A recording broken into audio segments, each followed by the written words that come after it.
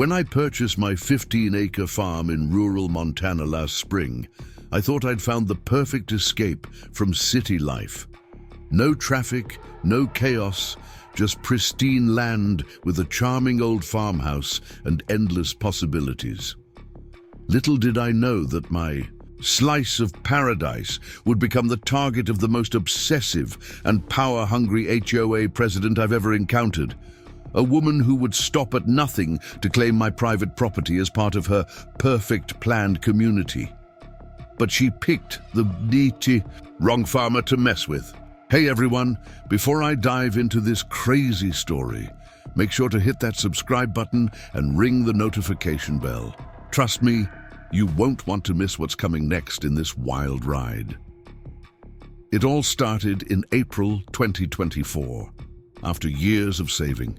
In countless hours scrolling through real estate listings, I finally found it, my dream property. The listing photos showed exactly what I wanted.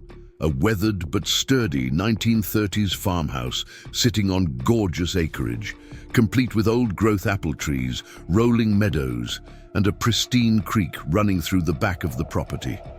The real estate agent mentioned there was a newer housing development about a quarter-mile down the road, but I wasn't concerned. My property was completely separate, with its own private access road and thick trees, providing natural privacy on all sides. The previous owner, an elderly gentleman named Mr. Thompson, had kept the place for over 40 years, but could no longer maintain it. When I met him at the closing, he seemed relieved to pass it on to someone who appreciated the land's potential. "Take good care of the old place," he said, handing me the keys, "and watch out for those subdivision folks. They've been eyeing this property since they broke ground 5 years ago." I laughed off his warning at the time. Why would anyone from a fancy subdivision care about my rustic farm? The property needed work, the house required updating, the barn needed repairs, and the fencing was showing its age. But that's exactly what I wanted. A project, a place to build something meaningful with my own 2 hands. The first few weeks were pure bliss.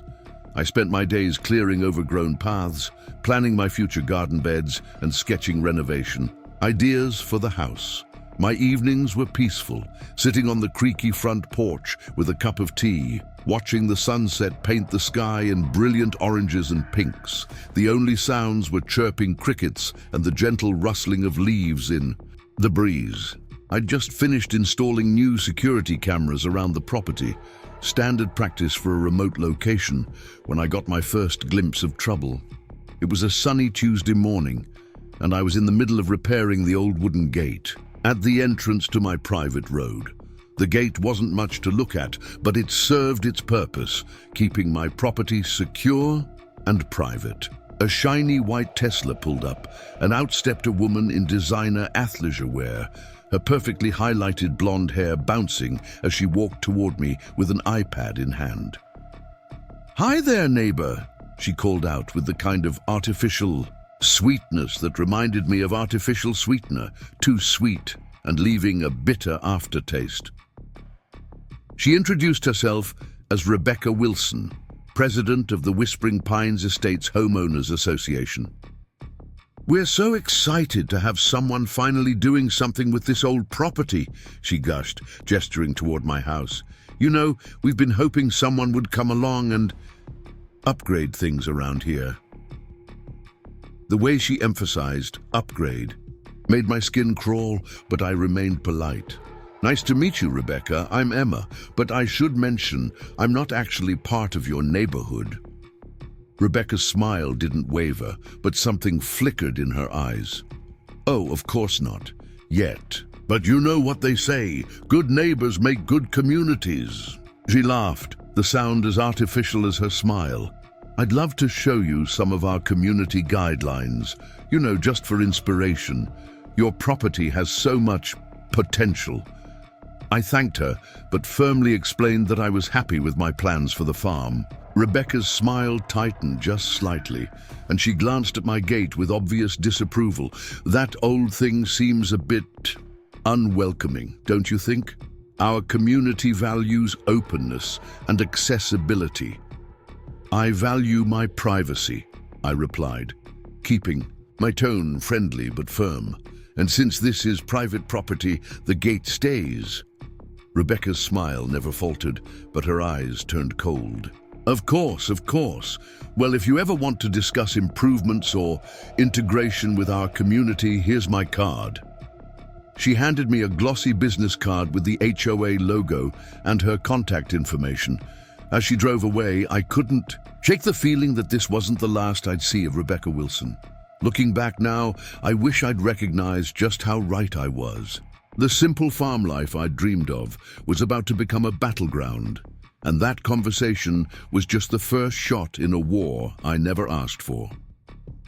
But at that moment, standing there with my work gloves on and paint splattered on my old jeans, I had no idea that this HOA president was already plotting ways to force my property under her control, or just how far she would go to get what she wanted. If you're ready to hear how this nightmare unfolds, hit that subscribe button, because trust me, it gets way crazier from here. Rebecca's little welcome visit was just the beginning of a story that would eventually involve trespassing, vandalism, forged documents, and a scheme so bold it would shock the entire community. The thing about people like Rebecca Wilson is that they're patient predators. They don't show their true colors right away. Instead, they circle their prey, testing boundaries, looking for weaknesses. And that's exactly what she did in the weeks following our first encounter. It started with what seemed like innocent gestures. About a week after our first meeting, I was out in my yard plotting the location for my future vegetable garden when I heard the distinctive crunch of tires on my gravel driveway. Rebecca's white Tesla appeared again, this time loaded with what looked like welcome gifts, a fancy gift basket filled with local artisanal products, a bottle of wine, and a thick binder with the Whispering Pines Estates logo embossed in gold. I just wanted to properly welcome you to the area, she called out, tottering down my uneven driveway in her impractical designer heels. I brought some local favorites and our community guidelines, just in case you're interested in seeing how we maintain our pristine standards. I accepted the gifts politely, though something about her presence made me uneasy. As she handed over the items, her eyes darted around my property, lingering on the old barn, the stack of lumber I'd been using for repairs, and the antique tractor I was in the process of restoring. "You know," she said, her voice dripping with false concern, "some of our residents were wondering about your plans for the property. We're all very invested in maintaining property values in this area." She emphasized the word invested, like she was teaching a child a new vocabulary. Word. "My plans are pretty simple," I replied, setting down the heavy gift basket. "Restore the house, get the farm running again, maybe start a small organic operation." Rebecca's perfectly penciled eyebrows shot up. "A working farm? Oh dear." She laughed, but it didn't reach her eyes. "That might be a bit rustic for this area. Have you considered perhaps developing the land instead? The Whispering Pines community would love to expand our walking trails through here. Your property would make a lovely community space." Now I understood the gifts. They were a prelude to her real agenda. "I appreciate the suggestion, Rebecca, but I bought this place specifically to farm. It's zoned agricultural, and that's how it's going to stay." She waved her manicured hand dismissively. "Zoning can be changed, dear. Actually, our HOA has quite a bit of influence with the local planning commission. We could help facilitate that process for you." She paused, giving me what I assume she thought was a winning smile. "For a reasonable fee, of course, plus our standard HOA dues." I felt my patience wearing thin, but kept my voice level. "Thanks, but I'm not interested in joining the HOA or changing my property's zoning. I'm happy with things exactly as they are."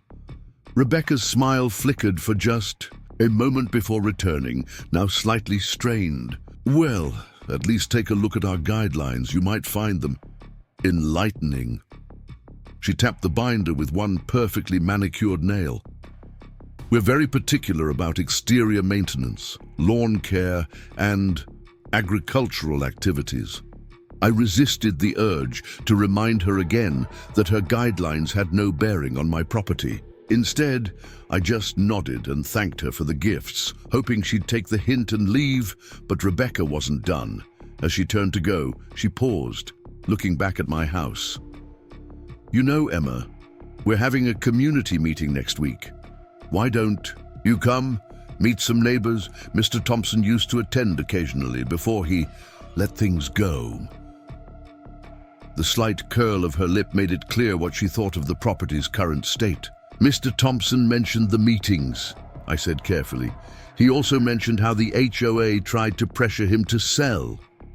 Rebecca's smile turned brittle. "Did he? How interesting. I suppose memory gets a bit fuzzy with age." "We were simply trying to help him maintain community standards. Speaking of which..." She pulled out her phone and quickly snapped a photo of my front yard. "What are you doing?" I asked, my patience finally starting to wear thin. Preparing and narrating this story took us a lot of time, so if you are enjoying it, subscribe to our channel. It means a lot to us. Now back to the story. "Oh, just documenting the area for our meeting. We like to keep visual records of the neighborhood's evolution." She smiled that artificial smile again. "For planning purposes, you understand?" I did understand. She was documenting what she saw as problems, building some kind of case. But for what? I watched her drive away, then went inside to examine the welcome gifts more closely.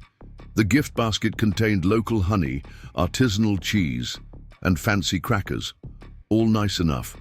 But it was the binder that caught my attention. Inside were hundreds of pages of rules and regulations, covering everything from approved paint colors to acceptable mailbox designs. But what really made my blood run cold were the post-it notes Rebecca had added throughout, marking sections about property maintenance, livestock restrictions, and something called community integration guidelines. She'd even highlighted specific passages about the HOA's right to maintain community standards through fines, liens, and legal action. It wasn't just a guidebook, it was a threat, carefully disguised as a welcome gift. That night, I decided to do some research on Rebecca Wilson and the Whispering Pines Estates HOA. What I found was troubling. Over the past 5 years, they'd absorbed 3 adjacent properties through what they called voluntary integration. But comments on local community forums told a different story, one of pressure tactics, harassment, and legal threats until the owners finally gave in.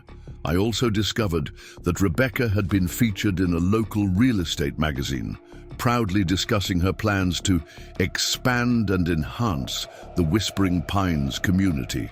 The article included a map of proposed expansions, and there, clearly marked in dotted lines, was my property. The next morning, I installed additional security cameras and started keeping a detailed log of every interaction with Rebecca. Something told me I was going to need it. I also took photos of my property's current state, just in case she tried to claim I wasn't maintaining it properly. As I was finishing up, I noticed a group of people in designer workout gear power walking along my private road, pointing at my house and talking animatedly. When they saw me, they quickly turned around and headed back toward Whispering Pines. Rebecca's friendly visit suddenly made a lot more sense. She wasn't just being neighborly. She was laying groundwork, preparing for something bigger. The gifts, the guidelines, the photos. They were all part of a carefully orchestrated plan. I had a feeling that Rebecca's next visit wouldn't be quite so friendly, and I was right, but I had no idea just how quickly things were about to escalate. The first real red flag appeared exactly 1 week after Rebecca's welcome gift visit. I was in my workshop, restoring an old tractor I'd bought at auction, when my phone buzzed with a security alert. Checking the camera feed, I saw a small group of people walking around my property, dressed in what looked like designer hiking gear. They were pointing at various features of my farm, the barn, the creek, even my newly planted vegetable garden, while one of them took photos on an iPad. Leading this unauthorized tour was none other than Rebecca Wilson, looking like she was hosting an open house in her pristine white pantsuit and pearls. The audacity was stunning. She was literally giving a tour of my private property without my permission. I grabbed my phone to record and headed outside. As I approached, I could hear Rebecca's voice carrying across the yard. And imagine this space transformed into a beautiful community garden. The old barn could become a charming event venue, and that eyesore of a tractor would of course be removed. "Excuse me," I called out, making sure my phone was still. "Recording. This is private property. You're trespassing." Rebecca spun around, that fake smile already plastered on her face. "Oh, Emma, what a pleasant surprise. I was just showing the Community Planning Committee some of the potential improvements we've been discussing." "We haven't been discussing any improvements," I said firmly, "and you don't have permission to be here. Please leave immediately." The other committee members, 3 women and 2 men, all looking like they'd stepped out of a luxury lifestyle magazine, had the decency to look embarrassed, but not Rebecca. "Now, Emma," she said, her tone condescending, "there's no need to be hostile. We're simply conducting a preliminary survey for the neighborhood beautification project. Mr. Thompson always allowed us to." "Mr. Thompson sold this property to me," I interrupted, "and I'm telling you that you're trespassing. All of you need to leave now, or I'll call the sheriff." One of the committee members, a man in his 60s wearing expensive golf attire, stepped forward. "Perhaps we got off on the wrong foot. I'm David Chen, head of the Whispering Pines Planning Committee. We were under the impression that you were interested in joining our community initiatives." "Then Rebecca gave you the wrong impression," I replied, keeping my phone steady. "I've been very clear that I'm not interested in joining your HOA or any community initiatives. This is private property and you're all trespassing."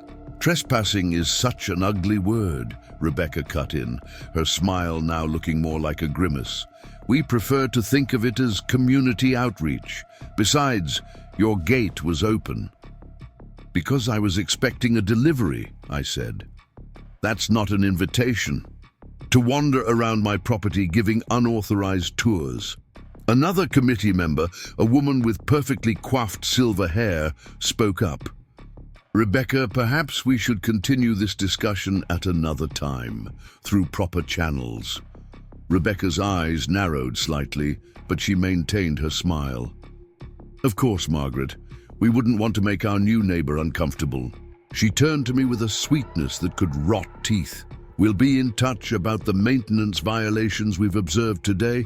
Those old farm implements really are a safety hazard, and that tractor definitely violates our community aesthetic guidelines." "Your guidelines don't apply to my property," I reminded her, my patience wearing increasingly thin. "And the next time you want to discuss anything, you can contact me through proper channels, not by trespassing on my land." As they turned to leave, Rebecca paused. "You know, Emma, life would be so much easier if you'd just work with us.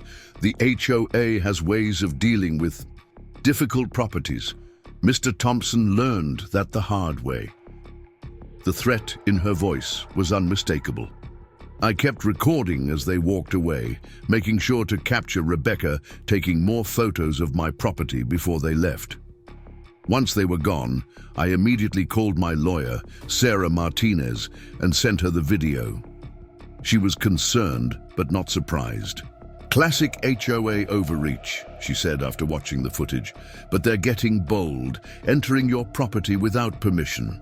Start documenting everything, every interaction, every photo they take, every comment they make, and get some no trespassing signs up immediately." I spent the rest of the day installing signs along my property line and setting up additional security cameras, I also sent a certified letter to the HOA board formally requesting that Rebecca and all HOA representatives cease entering my property without written permission. The next morning, I found my first violation notice tucked into my mailbox. It cited numerous alleged infractions: unauthorized agricultural equipment in visible areas, non-compliant fencing, excessive vegetation, and my personal favorite, unapproved agricultural activities. The notice demanded that I remedy these violations within 72 hours or face fines of $100 per day per violation. At the bottom was Rebecca's flowing signature, along with a handwritten note. This could all be avoided if you'd simply join the HOA. Think about it. And I scanned the notice and sent it to Sarah, who replied quickly, "They have no authority to issue violations or fines. Keep the notice as evidence of harassment. And Emma, be careful. In my experience, people like this tend to escalate when they don't get their way." She was right about the escalation. That afternoon, while I was on a call with a contractor about repairing the barn roof, I noticed a drone hovering over my property. It was just high enough to be legal, but low enough to get detailed photos of everything below. I couldn't prove it was Rebecca or the HOA, but the timing was suspicious. I added drone surveillance to my growing log of incidents and decided to take additional precautions. I installed privacy screens around my workshop and garden areas and ordered cameras with night vision capabilities. That evening, as I was reviewing the security footage from the past week, I noticed something interesting. Before today's drone appearance, there had been multiple instances of cars slowly driving past my property, stopping briefly while someone took photos. All expensive vehicles, a Range Rover, a BMW, another Tesla, all with Whispering Pines parking stickers. Rebecca wasn't just planning something, she was organizing a systematic campaign of surveillance and intimidation. But why? What made my property so important to her and the HOA? I decided to dig deeper into the history of Whispering Pines Estates and its mysterious interest in my farm. What I discovered would reveal a scheme far more elaborate and sinister than I could have imagined. After Rebecca's unauthorized property tour, I knew I needed to understand exactly what I was dealing with. The intensity of their interest in my farm seemed bizarre. Surely there were easier properties to target if they just wanted to expand their community. There had to be something more going on. I started my investigation with a late-night deep dive into the history of Whispering Pines Estates.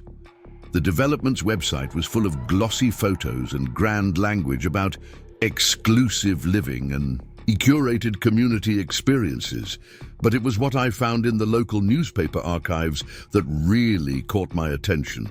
5 years ago, when Whispering Pines was first being developed, there had been a contentious town hall meeting about water rights.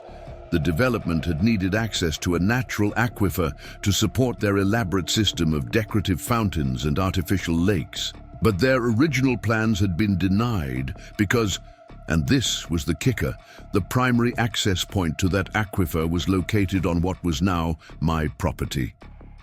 Suddenly, Rebecca's obsession made a lot more sense. My land wasn't just adjacent property. It was crucial to their long-term development plans. And based on what I found next, those plans were about to expand significantly.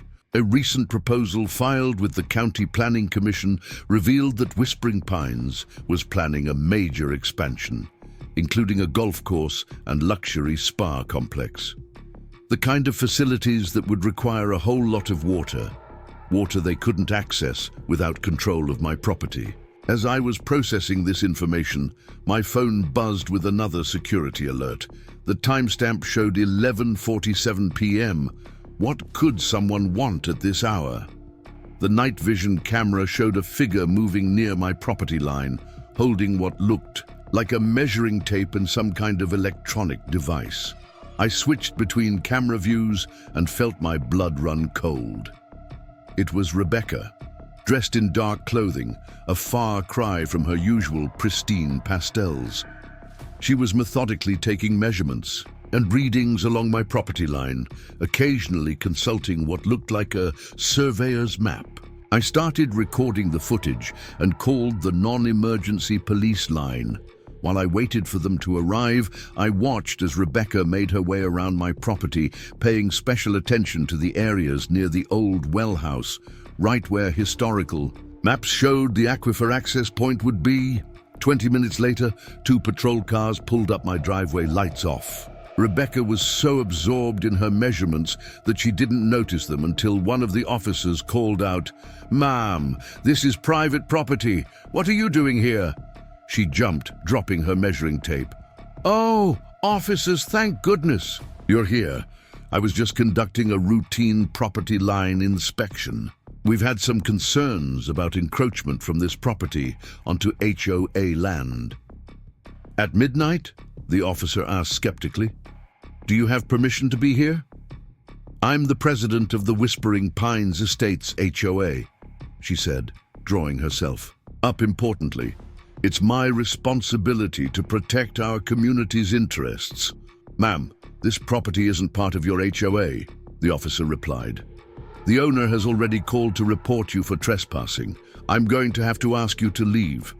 Rebecca's professional mask slipped for a moment, and I saw something ugly flash across her face.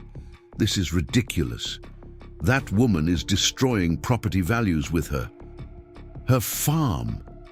Do you have any idea what a working farm will do to our luxury development?" The officers were unmoved. "Ma'am, please leave the property now, or we'll have to escort you off." Rebecca gathered her equipment, but as she turned to go, she looked directly at my security camera and smiled. A cold, calculating smile that sent chills down my spine. "This isn't over," she said, loud enough for the camera to pick up. "One way or another, this property will become part of Whispering Pines." The next morning, I had a meeting with Sarah, my lawyer, to review the overnight footage. She was particularly interested in the surveying equipment Rebecca had been using. "This goes beyond simple harassment," Sarah said, pausing the video. "She's gathering data, but for what? Has she filed any official complaints or challenges to your property lines?" "Not yet," I replied, "but look at this." I showed her what I'd found about the aquifer and the expansion plans. Sarah whistled low. "Now that's interesting. They can't build their expansion without water access, and they can't get water access without your land.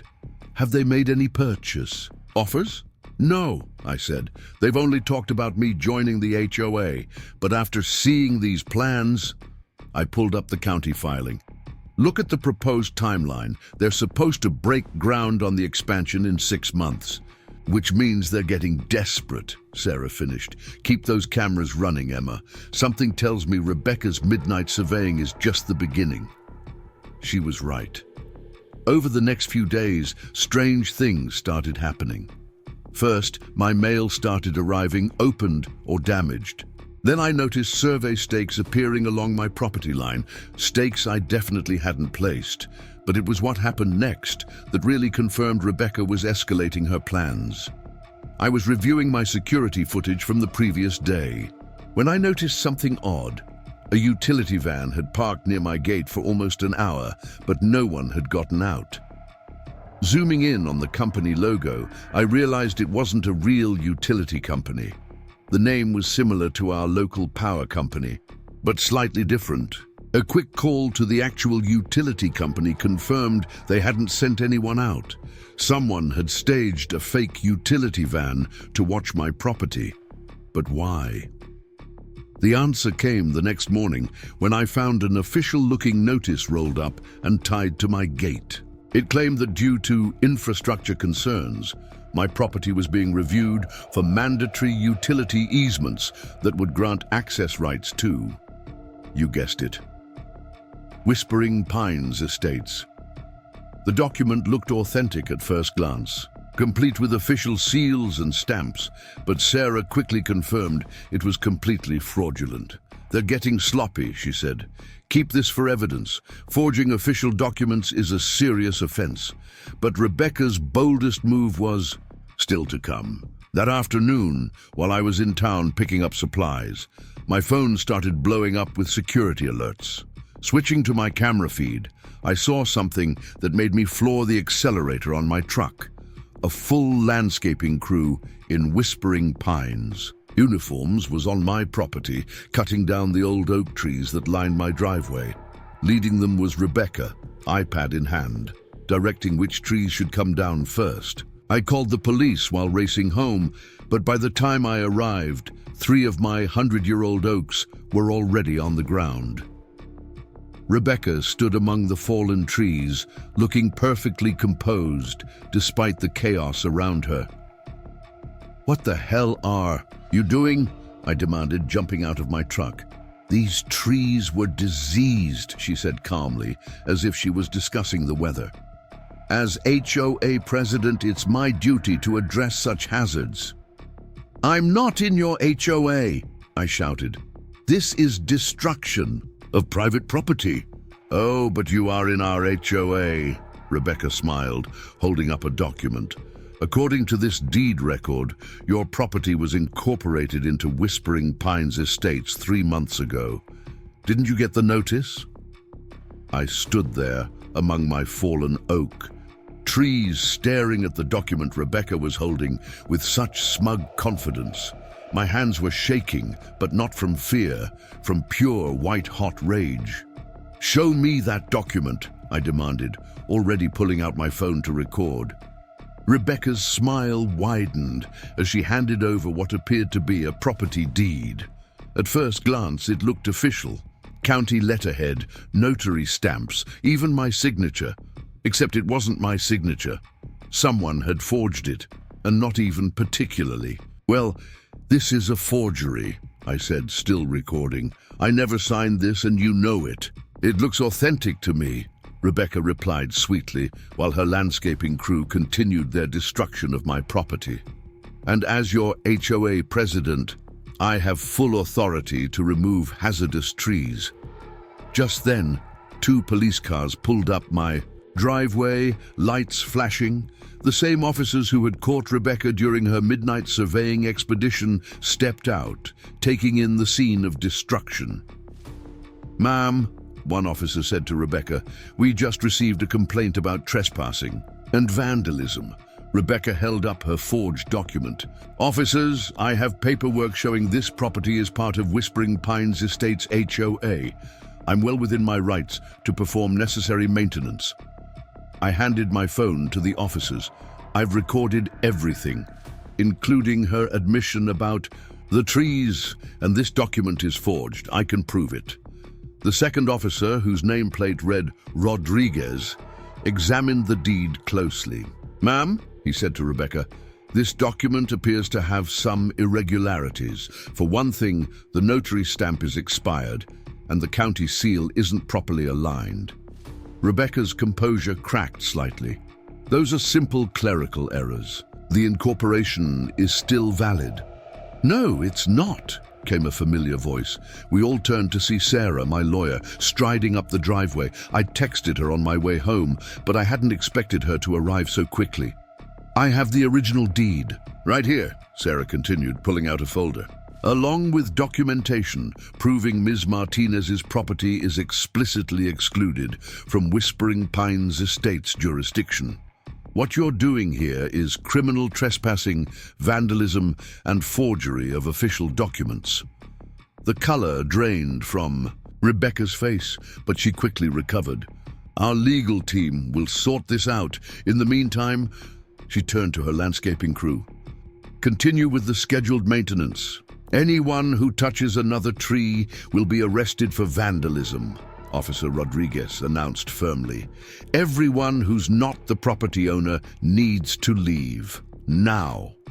The landscaping crew, finally realizing they might be in legal trouble, quickly began packing up their equipment.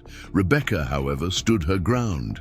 "This isn't over," she hissed at me. "Do you have any idea who you're dealing with?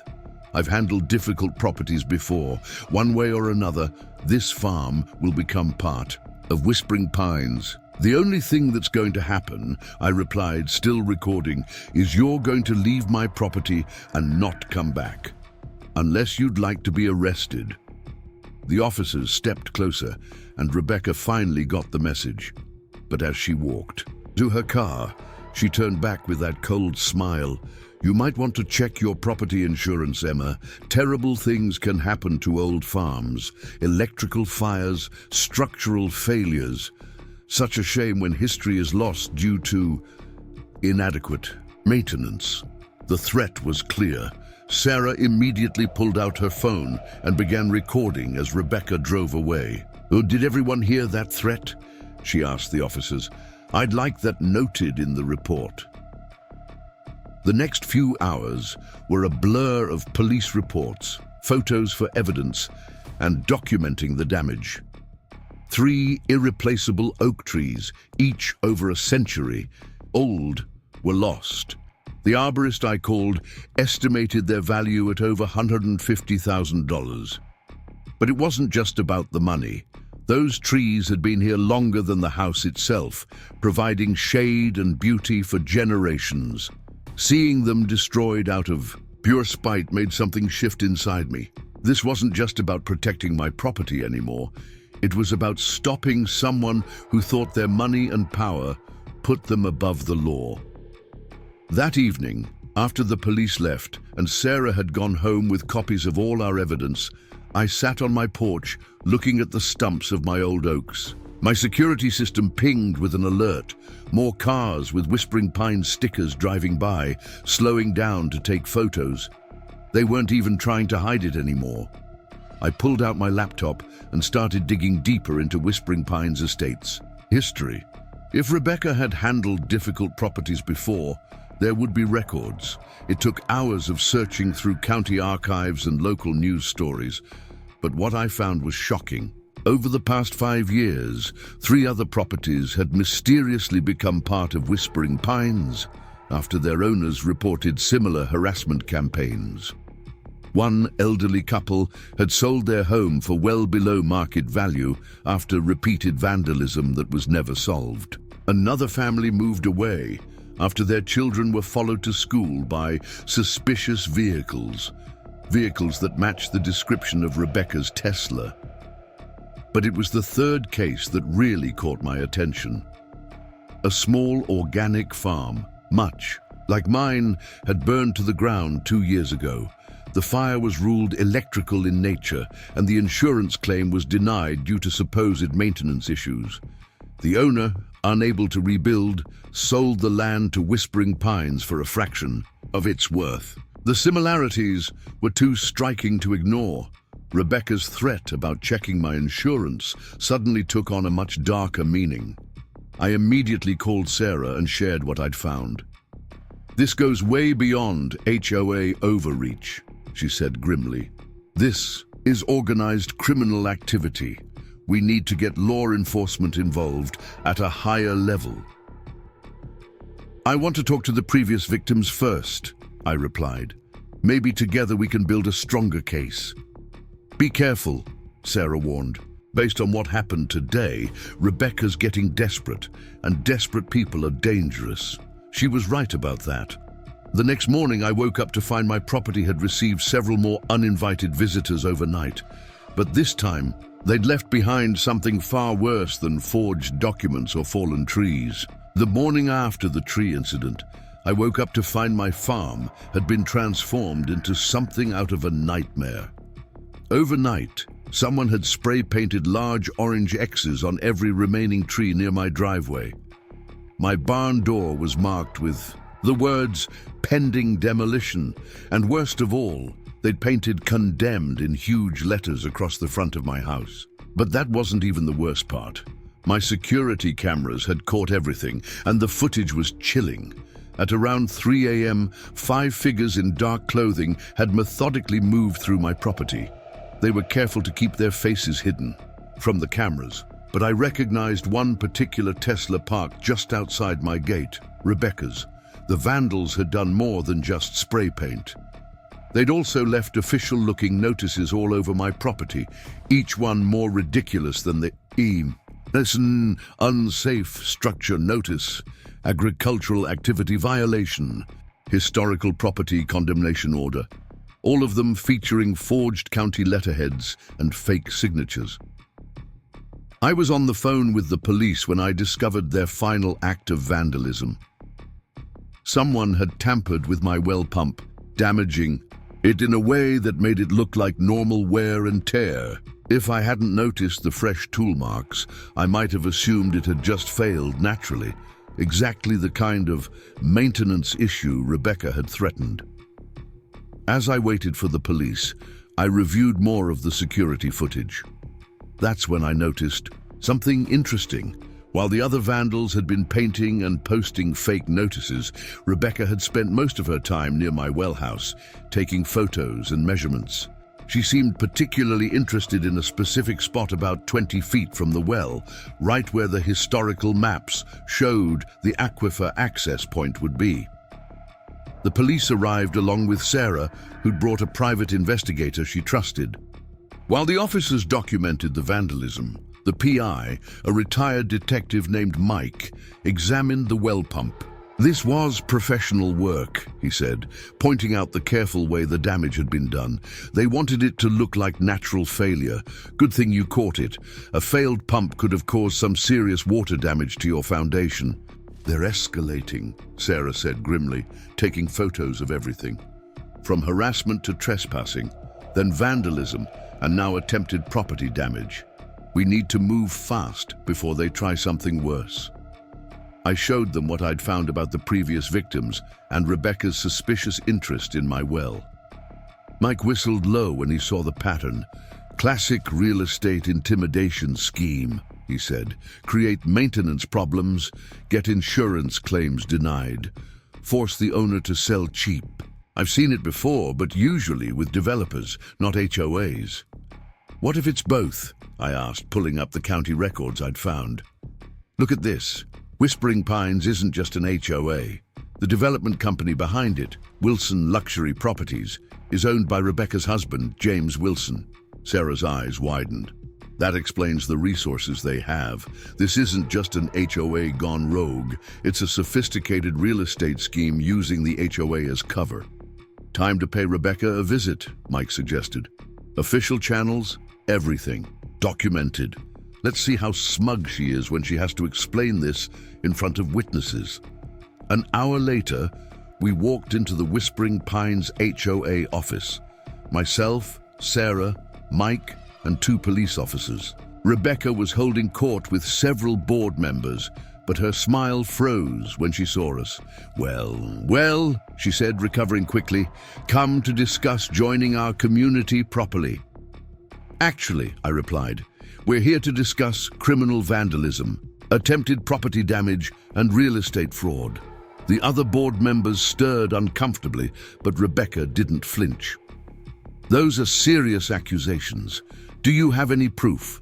Sarah stepped forward, laying out photos of the vandalism, screenshots from my security cameras, and documentation of the previous cases we'd discovered. We have plenty of proof, Ms. Wilson, including footage of you personally participating in vandalizing Ms. Martinez's property last night. One of the board members, an older gentleman, picked up a photo of the spray-painted trees. Rebecca, what is this? You told us Ms. Martinez was voluntarily joining the HOA. Oh, she will be, Rebecca said smoothly, once she realizes it's in her best interest, just like the others did. The others? Sarah pounced on the admission. You mean like the organic farm that mysteriously burned down? Or the elderly couple who were harassed until they sold?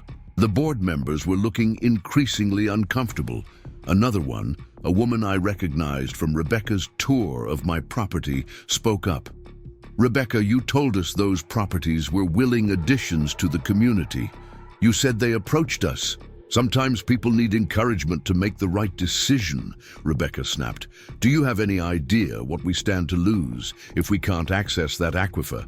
The expansion plans, the golf course, all of it depends on controlling that water. Source! The room went silent. Rebecca seemed to realize what she'd admitted, but she quickly rallied. None of this proves anything. And if you're so concerned about vandalism, perhaps you should focus on maintaining your property properly. I hear old farms can be quite accident-prone. Is that another threat? Mike asked quietly, his recorder running. Want to elaborate on that? Rebecca's eyes darted around the room, finally registering that several board members were recording her comments on their phones.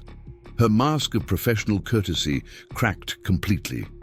"You stupid woman," she hissed at me.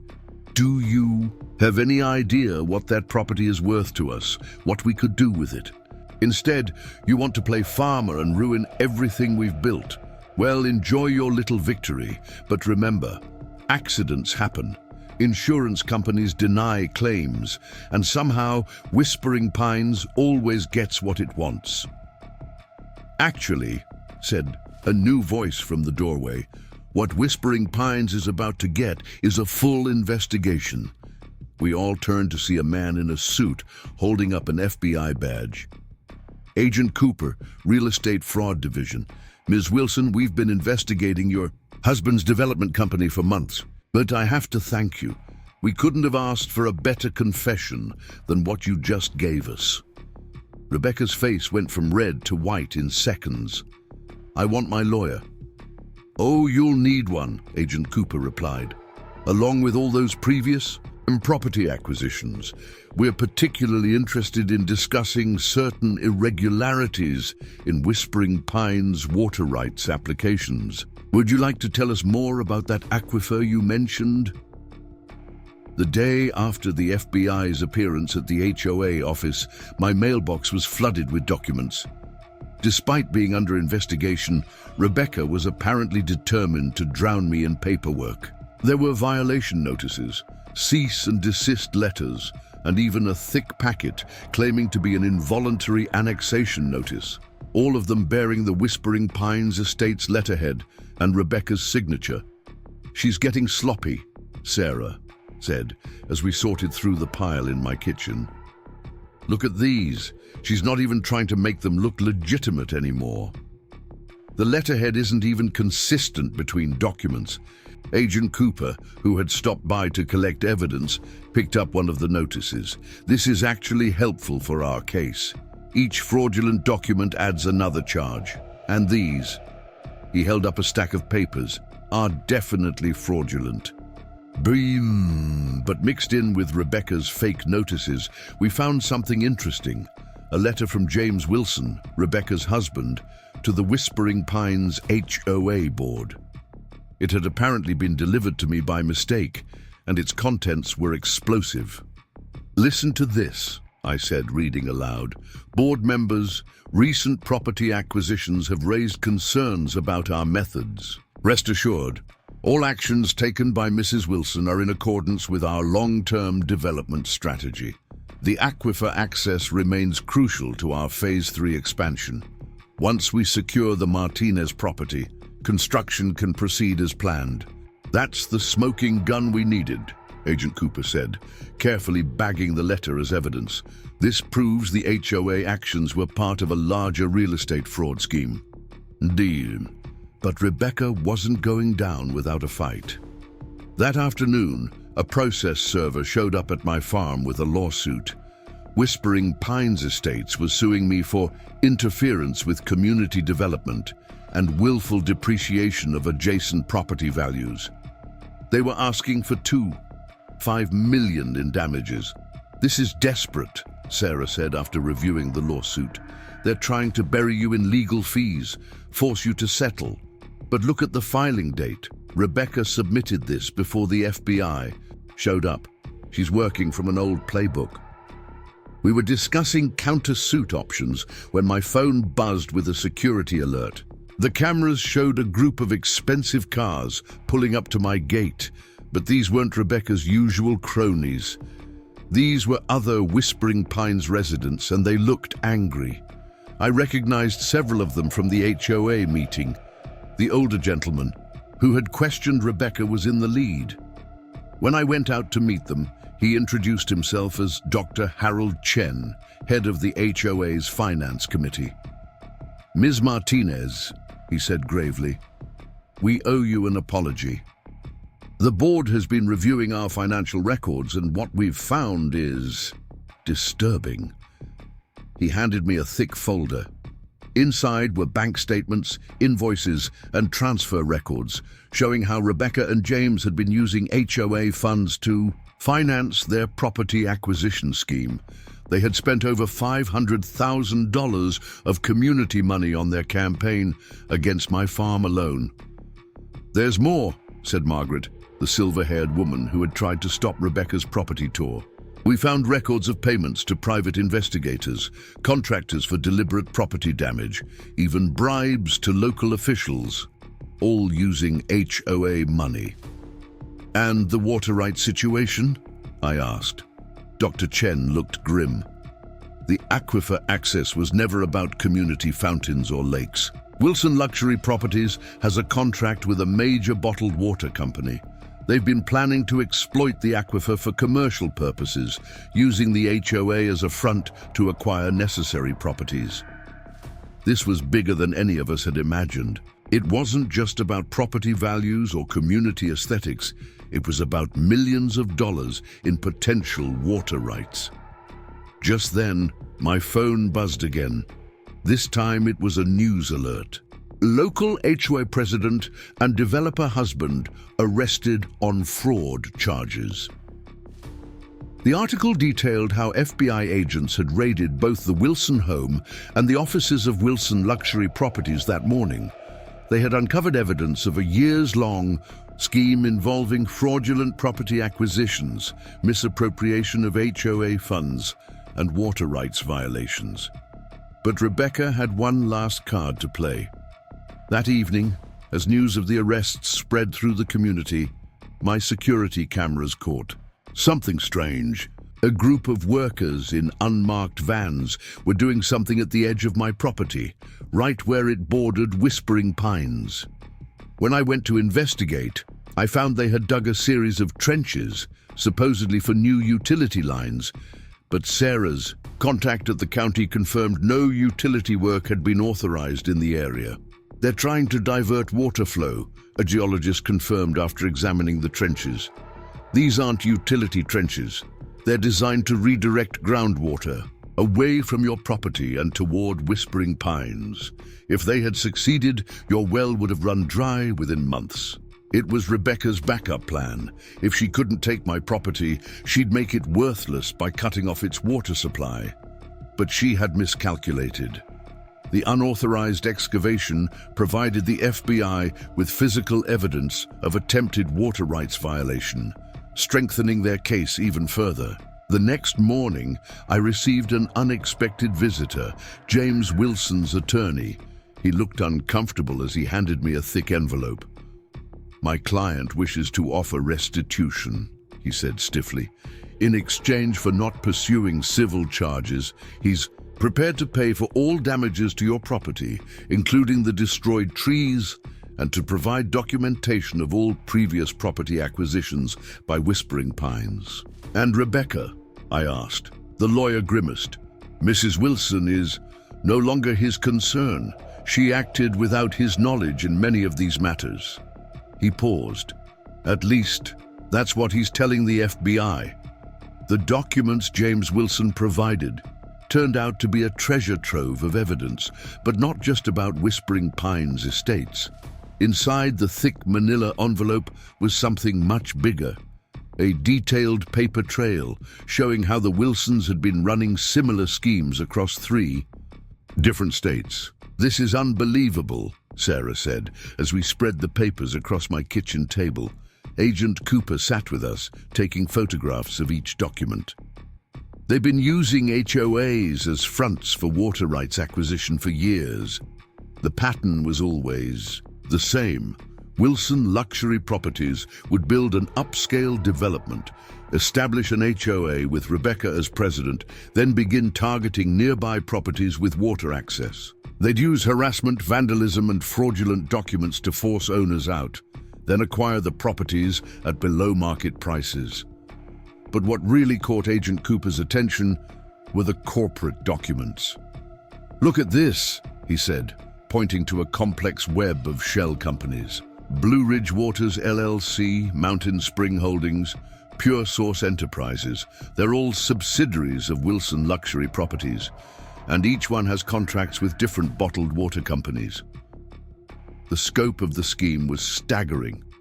The Wilsons hadn't just been building luxury communities. They'd been systematically acquiring and controlling water rights across the drought-prone western states. My farm, with its access to the aquifer, was just their latest target. As we dug deeper into the documents, we found something that made my blood run cold. A series of emails between Rebecca and various contractors detailed specific instructions for property sabotage. They had a whole playbook. First, create cosmetic issues that violated HOA guidelines. Then, if the owner resisted, escalate to property damage that would look like poor maintenance. Finally, if necessary, arrange accidents that would result in insurance claim denials. She documented everything, Agent Cooper said, shaking his head. Every dirty trick, every bribe, every fake document. She was so confident they'd never get caught. She kept detailed records. But the most disturbing discovery was a folder labeled Martinez Property, Phase 3. Inside were architectural plans for my farm, drawn up months before I even bought it. They had been targeting my property long before I owned it, waiting for Mr. Thompson to sell. The plans showed a massive water bottling facility disguised as a community wellness center. The facility would drain the aquifer at 10 times the rate of the entire Whispering Pines community. They would have destroyed the water table for the whole region. Just as we were processing this information, my security system pinged. Someone was at the gate. A familiar Tesla had just pulled up. "It's Rebecca," I said, checking the camera feed. "But how? I thought she was in custody." "Made bail an hour ago," Agent Cooper replied grimly. "Want me to handle this?" I shook my head. "No, I want to hear what she has to say." Rebecca looked different from the polished HOA president I'd first met. Her designer clothes were wrinkled, her perfect hair disheveled, but that cold determination in her eyes was still there. "Come to confess?" I asked through the gate's intercom. "I came to make you an offer," she replied. "One last chance to be reasonable." I laughed. "Reasonable? After everything you've done?" "Everything I've done was business," she snapped. "Do you have any idea what that aquifer is worth? Millions. Billions over time, and you're wasting it on vegetables." I turned on my phone's recorder. "So you admit this was all about the aquifer?" She smiled, that cold smile. "Of course it was. It always is. Water is the future. Whoever controls it controls everything. We've been doing this for years, and no one ever figured it out. Until you. Because I didn't back down. Because you were smart," she admitted. "The cameras, the documentation, getting the FBI involved. Most people just break under the pressure, but you..." She paused. "That's why I'm here. We could work together. Join us instead of fighting us. Name your price." I looked at her carefully. "You're still trying to make deals, even after being arrested?" Rebecca laughed. "Arrested? Please, my husband's lawyers will have those charges dismissed before they ever see a courtroom. We have friends in high places, connections. You couldn't imagine. By this time next month, it'll all be business as usual. Except for one thing," I said. "You just confessed, again, on record." Her smile faltered as I held up my phone. Behind me, Sarah and Agent Cooper stepped into view, their own phones clearly recording. "You never learn, do you, Rebecca?" Agent Cooper said. "First the HOA office, now this. For someone who managed to run this scheme for years, you're getting sloppy." The mask of confidence finally cracked. "You set me up." "No, you set yourself up," I replied. "Just like you have been from the beginning. Those detailed records you kept, their evidence, the shell companies, they create a paper trail. Your whole operation is about to come crashing down, and you just can't stop digging yourself deeper." Rebecca's face contorted with rage. "You think this is over? You have no idea what you're dealing with. We have backup plans for our backup. Plans Even if I go down, others will continue. That aquifer will be ours one way or another. Actually, came a new voice, the aquifer isn't going to be anyone's. We all turned to see Dr. Chen approaching from a car parked down the road. The HOA board just voted to partner with a water conservation trust. We're placing all local water rights into protected status, permanently. Rebecca's face went pale. You can't do that. The board doesn't have that authority. Check your bylaws, Dr. Chen replied calmly. The ones you wrote? The board has full authority to enter into conservation agreements. It's irrevocable. That aquifer you've been chasing, it's now legally protected from commercial exploitation. Forever. The morning after Rebecca's desperate attempt to destroy evidence, I woke up to some unexpected news. James Wilson had turned state's evidence. Faced with the mountain of evidence we'd uncovered and the prospect of spending decades in prison, he decided to save himself by throwing his wife and their entire criminal network under the bus. You won't believe what he's revealed, Agent Cooper said, spreading new documents across my kitchen table. The water rights scheme, that was just the tip of the iceberg. They've been running real estate fraud operations across 5 states, not just 3. Sarah arrived with even more shocking news. Wilson's testimony opened up sealed records from their previous cases. Remember those properties Rebecca handled before? Turns out there were dozens more we didn't know about, and some of the victims. She paused, looking grim. Some of them lost everything. The full scope of the Wilsons' operation was staggering. They hadn't just targeted farms and ranches. They'd gone after elderly homeowners, single parents, anyone they thought wouldn't have the resources to fight back. Each property had been carefully chosen for its water rights potential, then systematically attacked until the owner had no choice but to sell. Look at this, Agent Cooper said, pulling up a spreadsheet.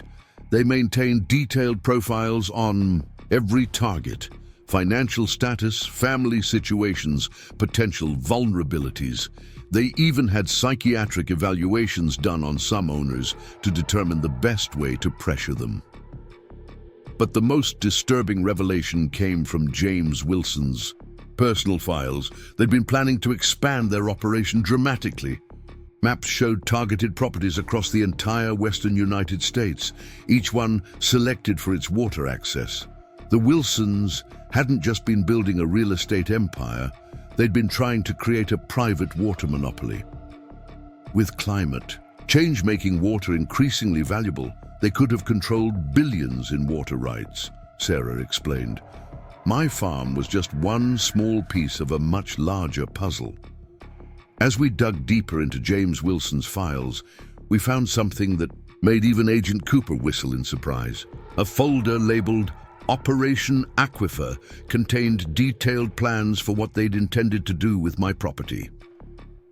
They weren't just planning a bottling facility, Agent Cooper said, examining the blueprints. This was going to be their headquarters. The Community Wellness Center was just a cover for a massive water extraction and distribution center. They were going to drain the aquifer dry within 5 years. The environmental impact reports they'd buried told a devastating story. The water extraction would have destroyed the water table for miles around, affecting thousands of homes and farms. But they'd hidden these reports behind layers of shell companies and falsified environmental surveys. Just then, my security system pinged. A group of cars was pulling up to my gate, but these weren't FBI agents or lawyers. They were reporters. The story had broken. Massive water rights fraud scheme uncovered, screamed the headlines. HOA president and developer husband at center of multi-state criminal enterprise. As the reporters gathered outside my gate, their satellite trucks lining my driveway, my phone buzzed with a text from an unknown number. It was a video message from Rebecca, apparently recorded before her bail was revoked. You think you've won? Her voice was cold, calculated. This isn't over. You have no idea how deep this goes. Every judge, every official, every property assessor in 3 states, we own them all. By the time this is over, there won't be any evidence left. And you'll be lucky if you can sell that farm for pennies on the dollar. I forwarded the video to Agent Cooper, who smiled grimly. She still doesn't get it. Every threat, every attempt at intimidation, she's just building our case stronger. Sarah agreed. This video is exactly what we needed. It proves she's still trying to obstruct justice, even from jail. The judge will love this. But Rebecca's threats weren't entirely empty. Over the next few days, strange things started happening. Property records began disappearing from county offices. Witnesses suddenly developed memory problems. Even some of the victims who'd come forward started withdrawing their statements, refusing to talk to investigators. She's activating a network, Agent Cooper explained. All those corrupt officials she bragged about. They're trying to cover their tracks. What they didn't know was that we'd anticipated this. Every document had been digitally backed up. Every witness statement had been recorded and authenticated. And thanks to James Wilson's cooperation, we had names, dates, and paper trails for every bribe, every threat, and every corrupt deal. They're actually helping us, Sarah said, as we watched the coverage of another official being led away in handcuffs. Every attempt to destroy evidence, every witness who suddenly changes their story, it all points to who's involved in the cover-up. The dominoes started falling faster than anyone expected. Within days of James Wilson's testimony, the FBI's investigation spread like wildfire through the corrupt network Rebecca had built. One by one, her allies began turning on each other, each trying to save themselves. The first to break was a county assessor who had been helping the Wilsons manipulate property values.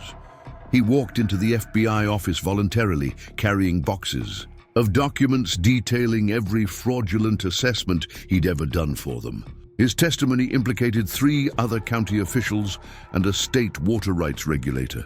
"It's like watching a house of cards collapse," Agent Cooper said as we watched another perp walk on the local news. This time, it was a senior insurance adjuster who had been denying claims on Rebecca's orders. They're all scrambling to make deals before someone else beats them to it.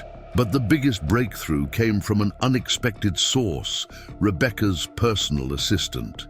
She'd been quietly documenting everything for years, creating her own insurance policy against the day Rebecca might try to throw her under the bus. "You need to see this," Sarah said, rushing into my kitchen with a laptop. The assistant had provided emails, recorded conversations, and detailed notes of every scheme Rebecca had orchestrated. But it wasn't just the evidence that was shocking. It was the scope of corruption she revealed. "Look at these names," Agent Cooper said, scrolling through the files. "Judges, politicians, business leaders, half the power players in 3 states were either involved or looking the other way. Rebecca wasn't just running a real estate scam, she was operating a full-scale corruption ring." The assistant's files revealed how deep the rot went. Rebecca hadn't just been bribing officials. She'd been systematically placing corrupt allies in key positions across multiple jurisdictions. Every time they targeted a property, they already had people in place to help them take it. "It was like a hostile takeover," the assistant explained in her recorded statement. Rebecca called it community improvement. But really, they were building an empire. Every property they took, every water right they acquired, it was all part of a bigger plan. That plan, as we discovered, went far beyond mere property acquisition. Rebecca and James had been working towards something much more ambitious: control of the entire region's water supply. The aquifer under my farm was just one piece of a massive puzzle. They were creating artificial scarcity, Sarah explained, pointing to a map showing all their acquisitions. By controlling key water sources and limiting access, they could drive up prices and force entire communities to pay whatever they demanded for water rights. But Rebecca's carefully constructed empire was about to face its biggest threat from within. The HOA board, led by Dr. Chen, had been conducting their own investigation into Whispering Pines' finances. What they found was staggering. She wasn't just using HOA funds for her schemes, Dr. Chen reported during an emergency board meeting. She was using our community as a money laundering operation. Every assessment, every fine, every maintenance fee, it all went into funding their water rights acquisitions. The board's findings triggered a cascade of revelations. Other HOAs that Rebecca had been consulting for came forward with similar stories. It turned out she had been replicating the Whispering Pines model across multiple communities, using each one as a front for different parts of her operation. Then came the moment that broke Rebecca completely. James Wilson, facing decades in prison, made a full confession on national television. He detailed every scheme, named every conspirator, and revealed every detail of their operation. "I knew it was wrong," he said in the interview. But Rebecca, she was obsessed. It was never enough. Each property we took, each family we destroyed, she just wanted more. The water rights were her real goal. She saw what was coming: drought, climate change, water scarcity. She wanted to control it all. The interview was playing on the jail's TV when Rebecca finally snapped. According to guards, she went into a rage, screaming about betrayal and revenge. But her threats fell on deaf ears. Her network was crumbling, her allies were abandoning her, and her own husband had just exposed everything on national television. But Rebecca had one final play, and it was aimed directly at me. Through her remaining contacts, she managed to file emergency injunctions against my property, claiming environmental violations that required immediate seizure of the land. "It's desperate," Sarah said when the papers arrived. "She's trying to tie your property up in legal battles, hoping she can still somehow get control of that aquifer." What Rebecca didn't know was that we'd already protected the aquifer. Dr. Chen and the HOA board had worked with environmental groups to place it under a conservation easement. It could never be commercially exploited by anyone. "You have to admire her persistence," Agent Cooper said, as we watched more of her former allies being arrested. "Even with everything crumbling around her, she's still trying to win." The day of Rebecca's sentencing hearing arrived on a bright spring morning, almost exactly 1 year after she first showed up at my farm gate with her fake smile and hidden agenda. The courthouse was packed. Victims, witnesses, reporters, and even some former Whispering Pines residents had come to see justice finally served. I sat in the front row with Sarah and Agent Cooper, watching as Rebecca was led in wearing an orange jumpsuit, a far cry from her designer outfits and perfectly styled hair. She didn't look at anyone, keeping her eyes fixed straight ahead, but the mask of confidence she'd worn for so long had finally cracked. The evidence presentation took hours. Prosecutor after prosecutor detailed the extent of her crimes: racketeering, fraud, extortion, environmental violations, corruption, money laundering. The list seemed endless. But it was the victim impact statements that truly revealed the human cost of her schemes. "She didn't just take our farm," Mary Johnson testified, her voice breaking. "She took our heritage. 4 generations of my family worked that land, and she destroyed it all for water rights she never should have had." The Patels spoke about losing their orchard, their life savings gone trying to fight the fraudulent claims Rebecca had engineered. Mr. Thompson described the pressure and harassment that had forced him to sell my farm. Each story painted a picture of lives deliberately destroyed by Rebecca's relentless ambition. When it was my turn to speak, I looked directly at Rebecca for the first time since her arrest. "You didn't just try to steal my property," I said. "You tried to steal the future, not just mine, but everyone's. Water isn't a commodity to be controlled, it's life. And your greed would have destroyed that for entire communities." Throughout, It all, Rebecca sat stone-faced, showing no emotion. But when James took the stand as the prosecution's star witness, something in her finally broke. The property acquisitions, the water rights scheme, it was all Rebecca's plan, he testified. She saw climate change coming and decided to profit from it. Every property we took was another piece in her plan to control water access across 3 states. Rebecca stood up suddenly, her chains rattling. "You pathetic coward," she screamed at James. "You were happy enough to profit from it, all of you were. Every judge, every official, every property owner who looked the other way, you were all part of it." Her outburst only strengthened the prosecution's case. Even her own lawyer couldn't hide his dismay as she continued ranting, exposing even more details of her corruption network.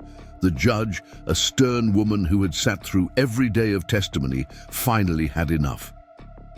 "Mrs. Wilson," she said sharply, "you have shown no remorse, no recognition of the lives you've destroyed. Even now, you seem more angry at being caught than sorry for your actions." The sentence, when it came, was devastating. 30 years in federal prison, no possibility of parole. Additional state charges were pending in 2 other states. Rebecca Wilson would spend the rest of her life behind bars, but the judge wasn't finished. She ordered full restitution to all victims, the dissolution of Wilson Luxury Properties and all its shell companies, and permanent barring of both Wilsons from any real estate or water rights dealings. Furthermore, the judge continued, all water rights illegally acquired through this scheme will be placed in a public trust, managed for the benefit of the communities you tried to exploit. It was over. Rebecca's empire, built on corruption and human suffering, had crumbled completely. As she was led away, she turned one last time to glare at me. "You think this changes anything?" she spat. "Someone else will do exactly what I did. Water is power, and power always wins." But she was wrong. The exposure of her scheme had led to massive reforms in water rights management and HOA oversight. New laws were passed to prevent private monopolization of water resources. The FBI's investigation had cleaned out corrupt officials across 3 states. As for Whispering Pines Estates, it underwent its own transformation. Under Dr. Chen's leadership, the HOA was reformed into a true community organization.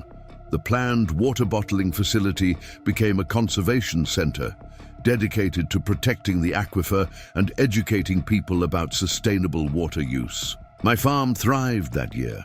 The old trees Rebecca had destroyed were replaced with new ones, a symbol of renewal and hope. The well house she had tried to sabotage now supplied water, not just to my farm, but to a community garden project started by former Whispering Pines residents. A year after the sentencing, I hosted a gathering for all the victims who had come forward. Mary Johnson was there, planning to restart her family farm. The Patels had received funding to replant their orchard. Mr. Thompson came too, proud to see his old property flourishing again. "You know what the real victory is?" Sarah said, as we watched children from Whispering Pines playing near my creek. Something that would have been unthinkable during Rebecca's reign. It's not just that we stopped her, it's that we showed people can stand up to corruption and win. Agent Cooper, who had stayed in touch long after the case was closed, agreed. This case changed things. People are watching now. The next Rebecca Wilson who tries something like this won't find it so easy. As I looked out over my farm that evening, after everyone had gone home, I thought about Rebecca's last words. She was wrong about power always winning. Sometimes justice wins. Sometimes the little guy stands up to the corrupt and powerful and prevails. My security cameras still work, my gates are still strong, and I still keep careful records of everything. Not out of fear anymore, but as a reminder. A reminder that one person standing up for what's right can make a difference. A reminder that greed and corruption don't always win. And most importantly, a reminder that some things, like water, like justice, like truth, belong to everyone. The end of Rebecca's reign marked the beginning of something new, a community united not by fake rules and forced compliance, but by real connections and shared values. My little farm, which she had tried so hard to destroy, had become a symbol of resistance against corporate greed and corruption, and that was a victory worth every battle we had fought to achieve it. Up next, you've got 2 more standout stories right on your screen. If this one hit the mark, you won't want to pass. These up. Just click and check them out.